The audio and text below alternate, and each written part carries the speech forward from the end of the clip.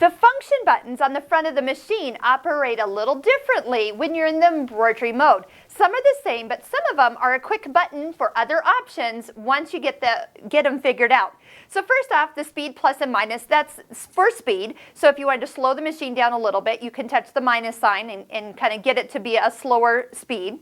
The cut button, if you want to cut the thread somewhere in the middle where it is not ready to cut, it does it automatically between some of your colors if you have that on, and of course it cuts at the end of each color block.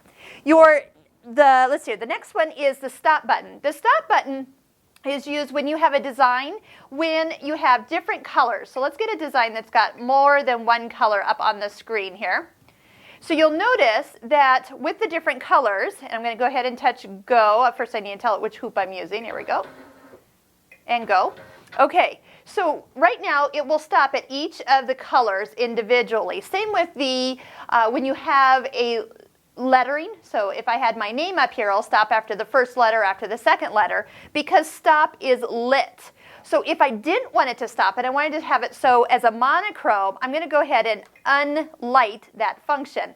Notice the design over here kind of grays out. Now I have accidentally, when pushing my start-stop button and needed to stop it, I will accidentally push stop sometimes because you go, oh my gosh, I got to stop it.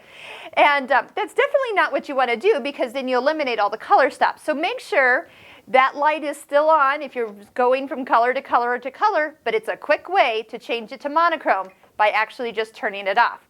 Next, the fix button. The fix button is for basting.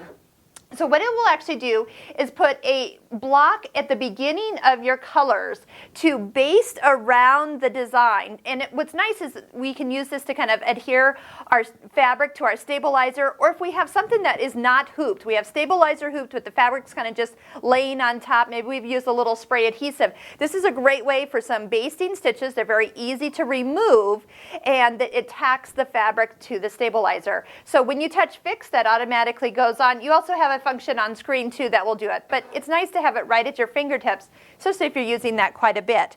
Now your foot up and down, same thing. You can kind of manually do up or down if you're having trouble threading the needle or catching something in here. Lower the presser foot down, get it out of the way, and get your fingers in there as needed.